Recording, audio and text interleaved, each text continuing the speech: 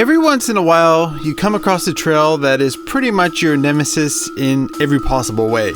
It's filled with features you're uncomfortable on, and while your friends are having fun, you just walk and roll around all the features. And when someone suggests riding said trail, you're like, let's go ride this other trail instead. But there comes a time when you must face your fears. Last spring, before I went over the bars and ruined my autumn, my friend Antoine wanted to ride a trail in Squamish called Homebrew. It's a trail filled with jumps. The only catch was that the lips on these jumps were basically wooden cheese wedges. Not my favorite. But there comes a time when you gotta bite the bullet and just give it a try. Who knows, you might just surprise yourself. Luckily, the first hit on the trail was pretty small and relaxed. The only minor issue was starting out in the sun and riding into the dark forest.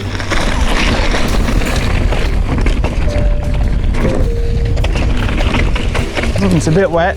But with Antoine as my guide, the jump wasn't much of an issue. Morning. Okay, coming. It was a little more tricky for Yuka though, as she doesn't have the pop off the lip quite figured out yet. Oh, yeah, taste it. I taste it. So her solution was to just go faster. Maybe a little bit faster. Okay, coming.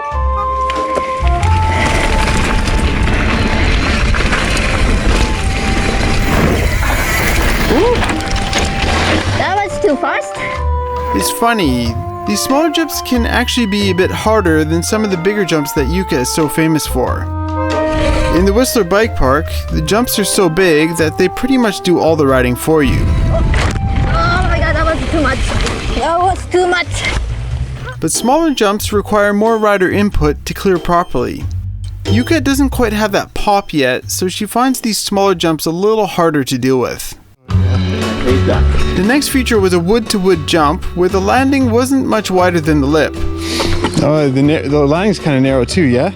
And with things being a little wet, even Antoine wasn't into it. The third jump had a similar story, wood to wood, but really lippy and not something any of us were interested in. But at the fourth hit, we were back in business, a fairly sizable step down. Oh yeah. Using the Yuka measuring method, we estimated that it was about 7 feet down and about 14 feet out. Antoine had ridden this trail before, so was able to show us how it's done. Easy. All good. Here. So yeah, pretty much trail speed, fast here. Okay, Eric, your turn. She's right. It's my turn.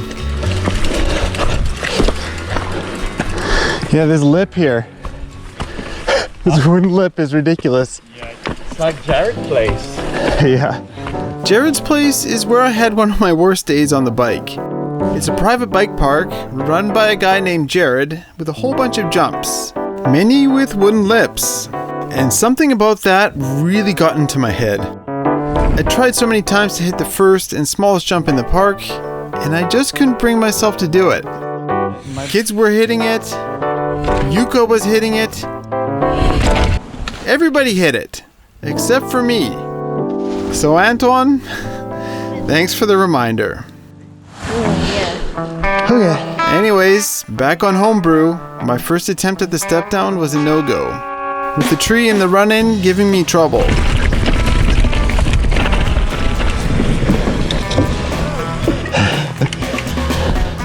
It's narrow by that tree. This had better not turn into another Jared's place. But I'm always willing to try again. I gotta feel comfortable going past that tree. Okay. Coming.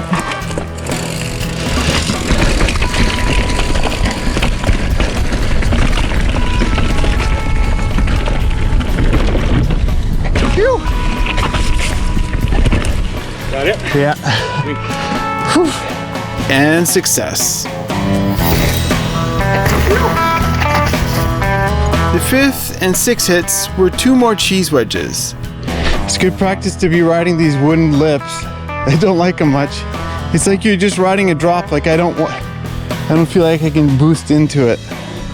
You have to more bunny hop than boost, you know? Oh, this one's more of a drop almost. It's so... Oh yeah.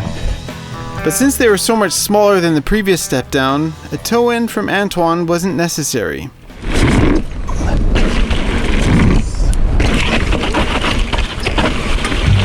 But on the next hit, although it was smaller than the previous two, speed was a big question mark here. And it was also kind of blind, and if I failed to turn properly into it, there was a tree waiting to ruin my day. Good. I guess so, sure. Coming.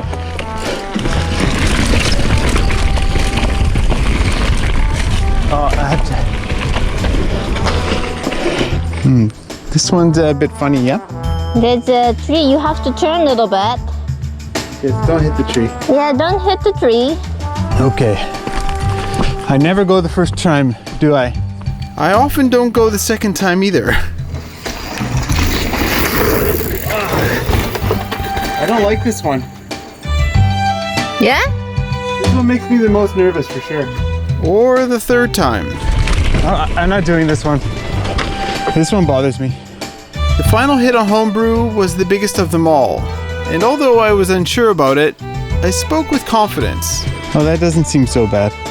Not bad. Yeah. It's a bit intimidating from here. Yeah. But it's actually not as steep as you think. Oh, I can do this one. Piece of cake. All right. Alright. Sending.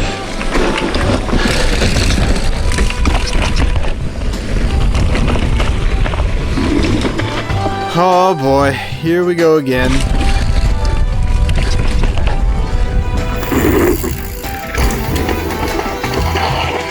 Getting into my head a little bit.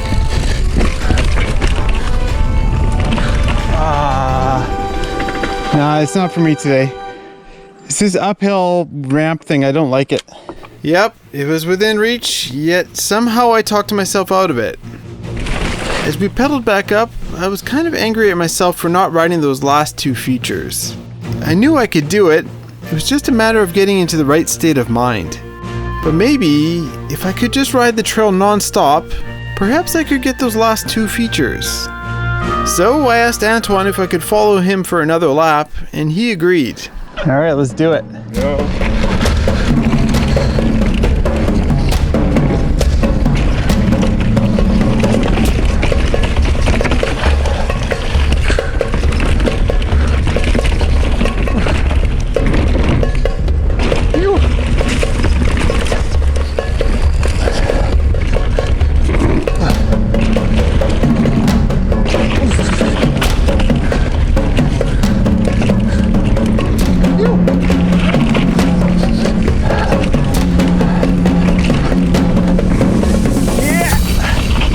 Yeah. There you go, one shot. Sick. That didn't take long. Good work. Okay. How you do it? That's all I needed. I rode the trail without stopping and got into that flow state. Once I got to those last two jumps, I was totally switched on and they were easy as pie. And of course we headed back up again to cement those features into my head. That's better. Yeah. Sweet. It's pretty easy, yeah. You just have to do it. It does help to be like in the zone, like you'd be in a bike park. Where you hit everything coming up, and then all of a sudden you have the balls to do it by the time you get there, you know? But really, I couldn't have done it without Antoine. It turned out that this ride was just the beginning of getting towed in by Antoine. If you've been watching the channel, you'll know that Yuka and I have traveled with Antoine and Isabel all summer. And during this time, it was Antoine towing me into this stuff left and right. I ticked off a ton of features because of him, and I trust him more than any other rider in this regard. So thanks for that, buddy. Some of you have been wondering about my injury. For those out of the loop, I went over the bars on a rock slab and broke my scaphoid. Well, I recently got some more x-rays done on it, and it appears to be healing. Or at least it's still in the right spot. If all goes well, I should be out of the cast in 2 weeks, and hopefully back on the bike. I'll likely have some wrist mobility issues to work through, but it shouldn't be too bad. But, as always, Thanks for watching and stay gnarly.